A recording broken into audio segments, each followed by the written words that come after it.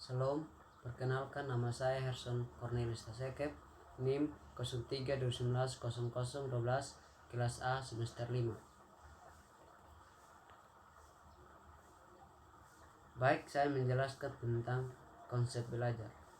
Konsep dasar belajar merupakan kegiatan yang berproses dalam memakai unsur yang sangat fundamental dalam penyelenggaraan setiap jenis dan jenjang pendidikan.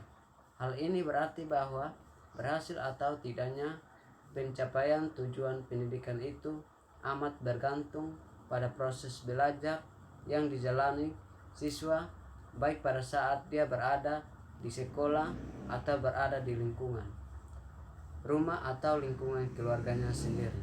Untuk itu, pemahaman yang benar tentang konsep dasar belajar dengan segala aspek serta bentuk dan manifestasinya sangat mutlak dibutuhkan oleh para pengajar.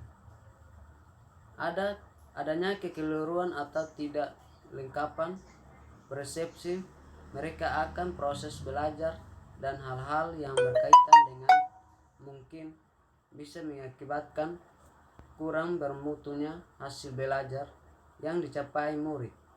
Ada sebagian orang yang beranggapan bahwa konsep dasar belajar hanya semata-mata menghafalkan atau mengumpulkan fakta-fakta yang ada dalam bentuk informasi atau materi dalam pelajaran.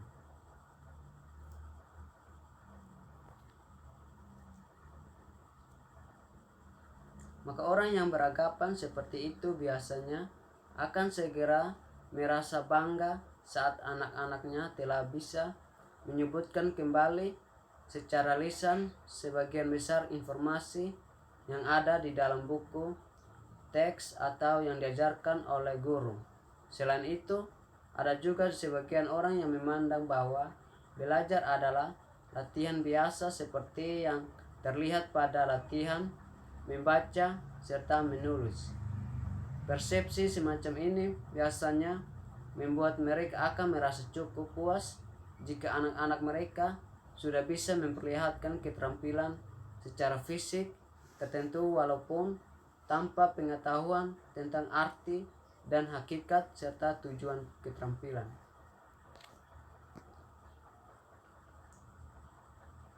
B.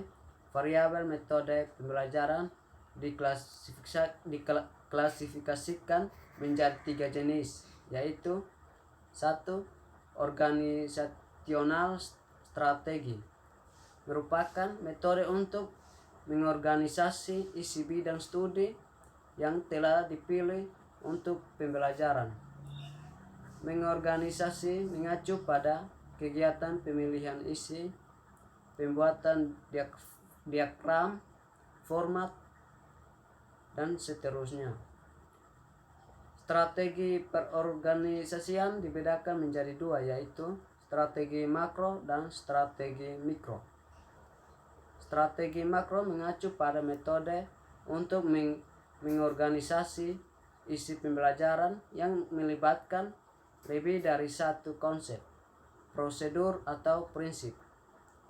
Strategi mikro mengacu metode untuk mengorganisasi isi pembelajaran yang hanya satu konsep, prosedur, atau prinsip. 2. Delivery strategi merupakan metode untuk menyampaikan pembelajaran kepada siswa dan untuk menerima serta memberikan respon siswa. Bidang kajian utama strategi ini adalah media pembelajaran.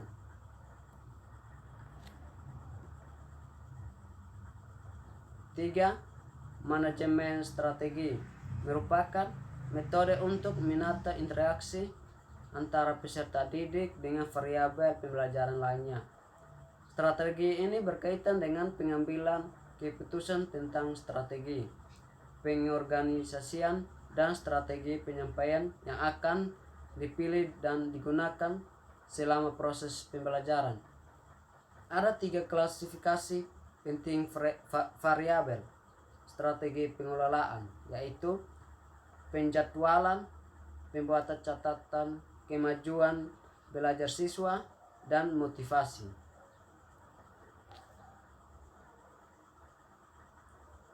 Desain pembelajaran menurut Dick and Carey model adalah sebuah gambaran mental yang membantu kita untuk menjelaskan sesuatu dengan lebih jelas terhadap sesuatu yang tidak dapat dilihat atau tidak dialami secara langsung.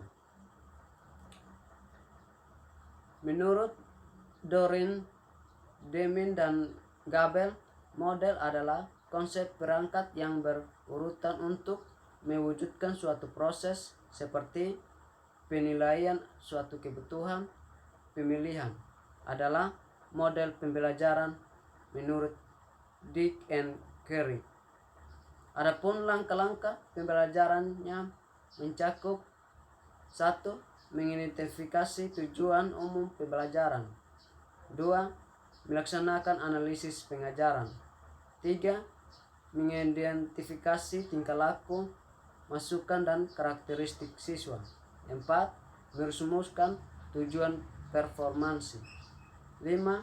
Mengembangkan butir-butir tes acuan patokan. 6. Mengembangkan strategi pengajaran. 7. Mengembangkan dan memilih material pengajaran. 8. Mendesain dan melaksanakan evaluasi formatif. 9. Merevisi bahan pembelajaran. 10. Mendesain dan melakukan evaluasi sumatif. Penggunaan model Dick and Carey dalam pengembangan suatu mata pelajaran dimaksudkan agar a.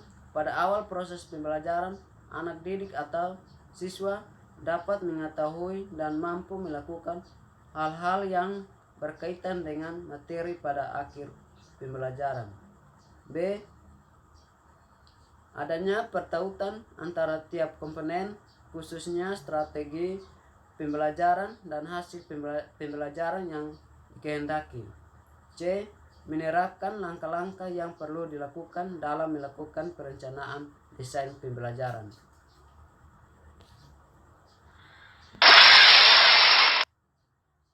C. Pengertian program pembelajaran.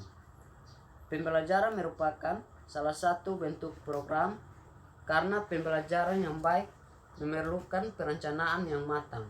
Selain itu, pelaksanaan pembelajaran melibatkan sebagai orang, baik guru maupun siswa, memiliki keterkaitan antara kegiatan pembelajaran yang satu dengan kegiatan pembelajaran yang lain, yaitu untuk mencapai kompetensi bidang studi yang pada akhirnya untuk mendukung pencapaian kompetensi lulusan serta berlangsung dalam sebuah lembaga atau instansi.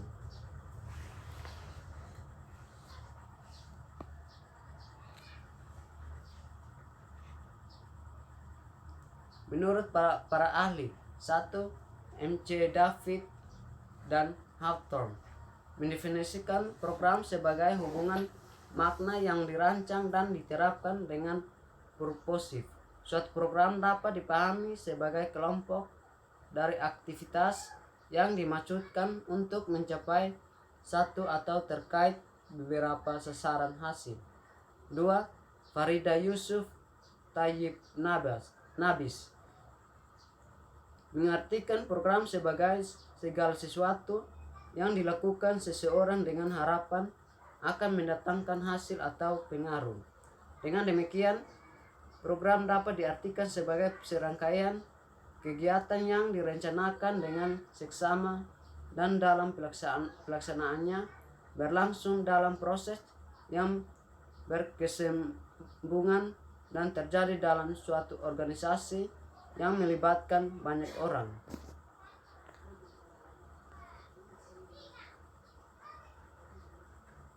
Dalam pengertian tersebut, ada 4 unsur pokok untuk dapat dikategorikan sebagai program, yaitu 1.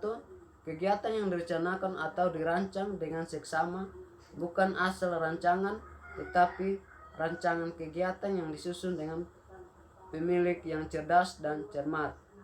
2. Kegiatan tersebut berlangsung secara berkelanjutan dari suatu kegiatan kegiatan yang lain. Dengan kata lain, ada keterkaitan antara kegiatan sebelum dengan kegiatan sesudahnya. 3. Kegiatan tersebut berlangsung dalam sebuah organisasi, baik organisasi formal maupun organisasi non-formal, bukan kegiatan individual. 4.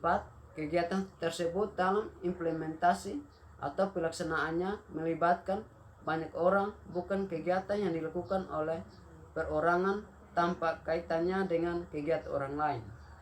Pembelajaran adalah serangkaian kegiatan belajar yang direncanakan atau belajar, mengajar, dan penilaian.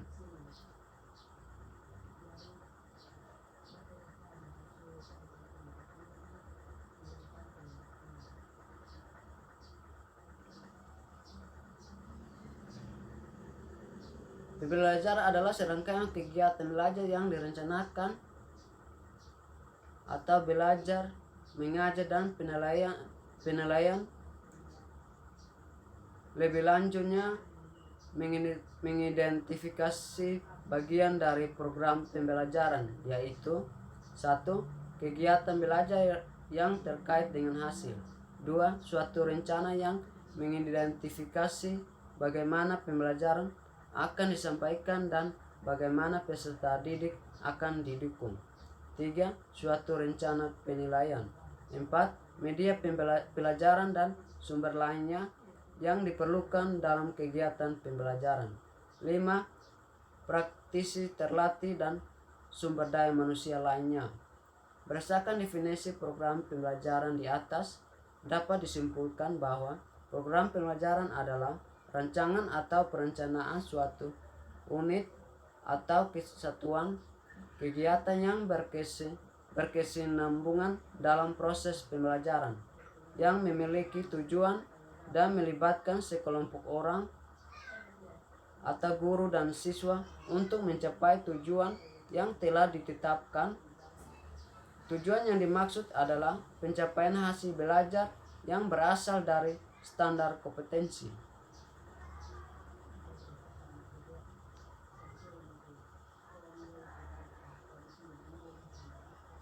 Yang saya dapat dari desain pembelajaran Dick and Carey adalah Dick and Carey memandang desain pembelajaran sebagai sebuah sistem dan menganggap pembelajaran adalah proses yang sistematis. Tahapan yang digunakan yaitu perencanaan, pengembangan, evaluasi, dan manajemen proses. Guru yang baik adalah gurunya selalu berusaha untuk menciptakan pembelajaran yang baik. D.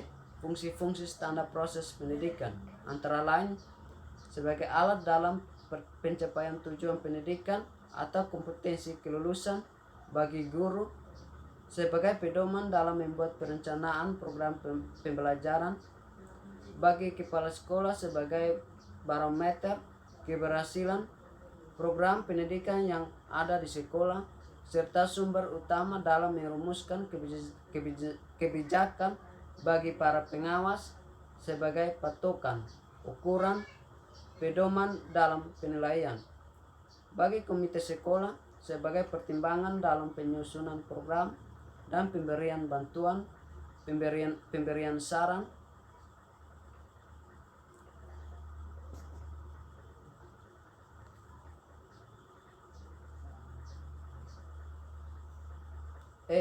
Sistem pembelajaran dalam standar proses pendidikan. Ada 3 hal dalam sistem. Pertama, sistem selalu memiliki tujuan. Kedua, sistem selalu mengandung proses. Ketiga, sistem selalu melibatkan komponen-komponen yang ada, sehingga sistem bermanfaat dalam merancang dan merencanakan suatu proses pembelajaran. Perencanaan adalah proses dan cara berpikir yang dapat membantu dalam mencapai hasil yang diharapkan. Misalnya, mampu melihat proses pendidikan. Faktor yang berpengaruh dalam sistem pembelajaran antara lain guru, siswa, saran, dan prasarana, serta faktor lingkungan. Komponen sistem pembelajaran terdiri dari input, proses, output, di mana proses memuat beberapa hal, diantaranya meliputi tujuan, isi, atau materi atau metode, media, dan evaluasi. Tujuan dan standar kompetensi. Tujuan merupakan pengikat segala aktivitas guru dan siswa, sedangkan mengajar merupakan proses dalam mencapai tujuan tersebut. Sehingga ukuran atau barometer keberhasilan diukur oleh aktivitas siswa dengan kemampuannya dalam memahami pembelajaran. Tujuan juga berguna sebagai pedoman dan panduan kegiatan belajar, membantu dan mendesain pembelajaran, serta sebagai kontrol terhadap batasan-batasan dan kualitas pembelajaran. Mengajar dan belajar dalam standar proses pendidikan.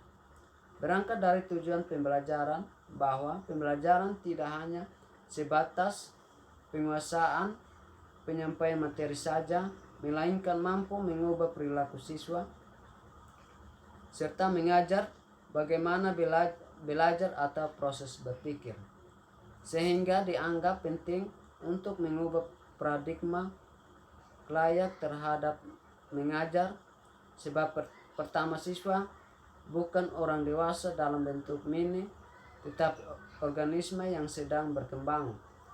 Teori belajar yaitu teori behavioristik dan teori kognitif.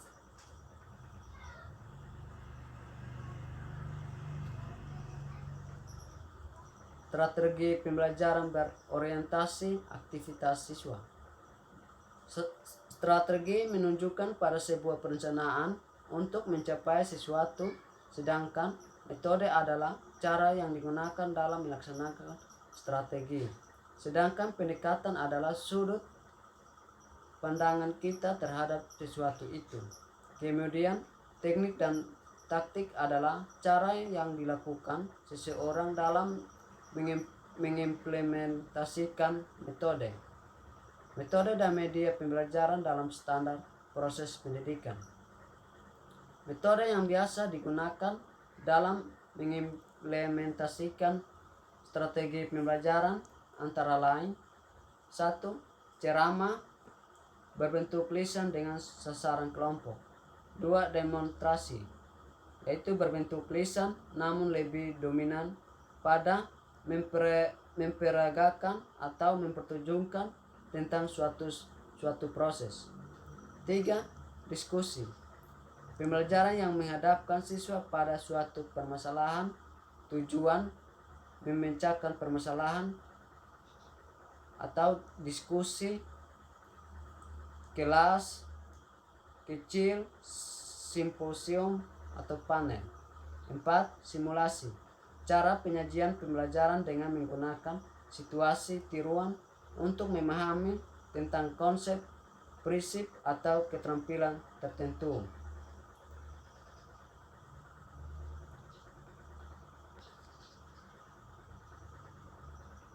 Strategi pembelajaran peningkatan kemampuan berpikir merupakan strategi pembelajaran yang meningkatkan pada kemampuan berpikir siswa.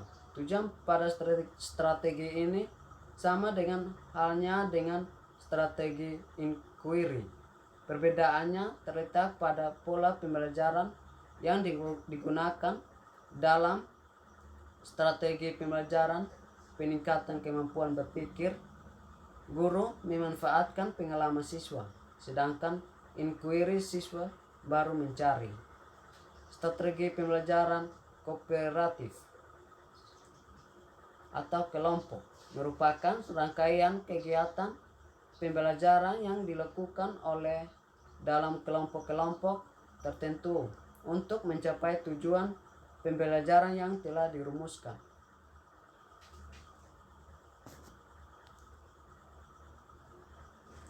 Strategi pembelajaran afektif.